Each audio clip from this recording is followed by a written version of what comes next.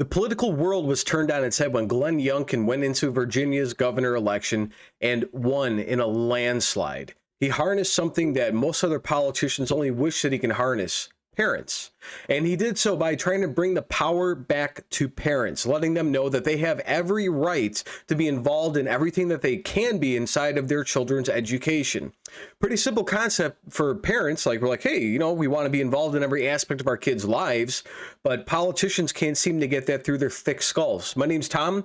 I'm reporting with the Daily Beltway. If it's your first time here today, please click the subscribe button down below and the notification bell so you stay up to date on the latest breaking news. Also, there's not a lot of YouTube channels left out there that are conservative, so try to help to grow this channel and let's help bring a conservative message back to YouTube. Today we're reading from foxnews.com. A new Virginia law mandates public schools alert parents to sexually explicit instructional material. And to get into it, a new Virginia law will mandate that every family in the state will be alerted if their children could be exposed to any sexually explicit content in public schools. Officials with the Virginia Department of Education said that the regulations which school boards have until January to adopt are aimed at reinforcing parents in their right to decide what their children are exposed to and at protecting their innocence, according to local Richmond outlet WTKR. They are also noted that the law is not intended to censor books or instructional materials based on the sexual orientation of characters in such books, which is a good point. The policy mandates that public schools in Virginia, which have been a hotbed of conflict between parents and school boards, must give parents prior notice if they intend to use any material with sexually explicit content, which it defines as any description, picture, photograph, drawing, motion picture, film, digital image, or similar visual representation depicting sexual and all sorts of crazy stuff that I'll probably get banned for even saying. But it just boils down to the point, like, I live in Illinois, and they have critical race theory. They have all sorts of stuff. They're literally cramming down the school board's throats, saying that they're going to pull funding. They're going to take away incentives for the board to go through with it. And I mean, to me, that should be illegal. I think that when somebody is actually going to be representing our children, the school board should be the first line of defense. If they have the power to vote no on something, or if they have the power to vote yes, that means that they have the power to shut down whatever crazy stuff is coming up so they can better represent their local communities. But you see a lot of times that these governors and these state reps, senators, congressmen, all these people, they threaten the school boards to withhold funding in order to get them to comply. And now we've got the Joe Biden administration, who literally designated millions of parents across the country as domestic terrorists because they were going there and trying to stand up for their children's rights. It's beyond bonkers. It's like we're living in an Orwellian dystopian future where they're trying to take away everything that they can to try to destroy any sense of family that's left. I want to cut to a quick video that Glenn Youngkin had during his campaign where he specifically outlined what he was talking about when it comes to parents. Let's check it out. The last 20 months is our school systems refusing to engage with parents.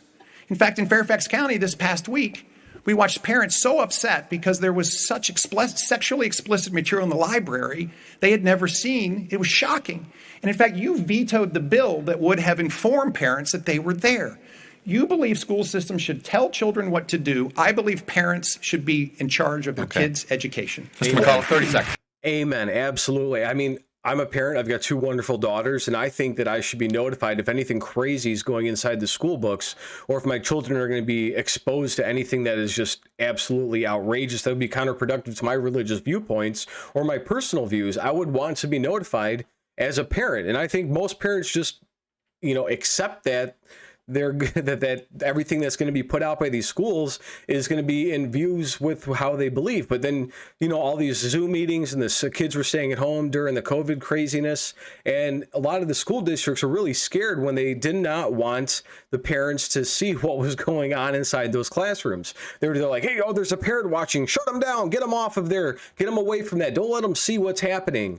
And that's terrifying that they want to raise our children behind closed doors. They don't want us knowing what's going on because, they're going to have this little liberal, lunatic, ultra leftist factory of children that are going to grow up and be good little communists for the Communist Party in America or whatever they're trying to do. It's just, it's wild. We're going to get back to it here. The parents will be allowed to review the potentially objectionable material and be given the opportunity for their child to be given an alternative in a process that schools will be required to create before the start of each school year. That's excellent. Schools will also be mandated to list the materials on their websites and give parents at least 30 days notice before such material is slated to be taught. Has any of you guys really seen anything crazy in the local area? I've personally gone to a couple school board protests, and the media, the leftist media, wants to make everything sound like we're a bunch of right-wing lunatics, when all we're asking is that we be made aware of when they're trying to tell my 6-year-old daughter that she should be a lesbian, or however it's going to be working out in schools. There's incentives for the teachers to teach those things, especially in Illinois and states like Virginia, Ohio, New York, all over the country, where we're not seeing what's happening, and we're all of a sudden, domestic terrorists for wanting to have these things get changed. But I mean, have you seen that locally? Has anything happened before? Is there anything I'm not bringing up today that I should be bringing up? Please just let me know. It says schools will also be mandated to list the materials on their website and give parents at least 30 days notice before such materials is slated to be taught. That seems pretty fair to me. The policies apply to any content used by one or more students for an educational purpose, regardless of its format, whether printed, representational, audiovisual, electronic, or digital. Seems they cover that pretty well. The time, place, and manner in which the content is used seems absolutely reasonable.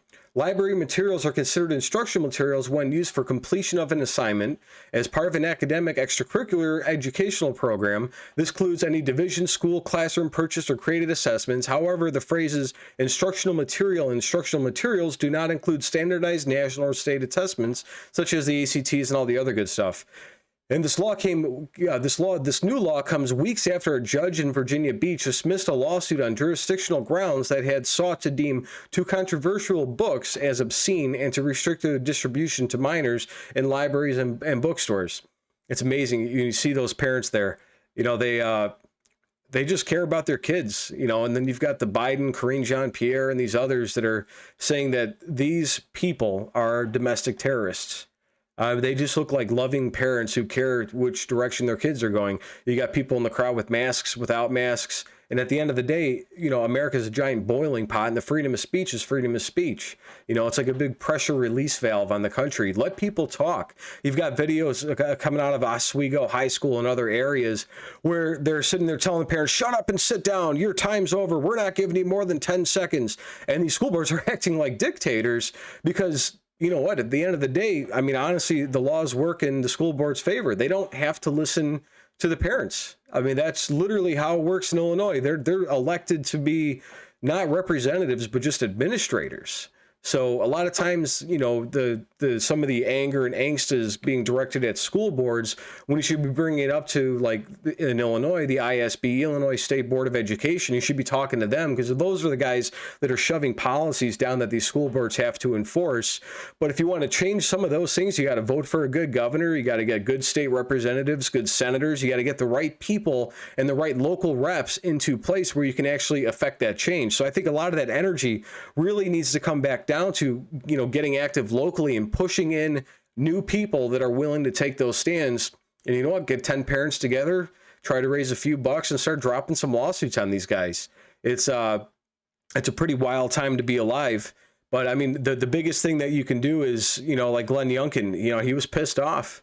And he wanted to run for governor. He wanted to change, and he saw an area where really met where his heart was, and he went for it, and he went out there and he beat every metric, every model, and every mama bear and papa bear came out there and supported him and really pulled, like literally dragged him across the finish line. And now he's executing on what he said. And I really hope that the rest of the country can take this as a model and roll it out on a national level. Let me know in the comments below what you guys have done.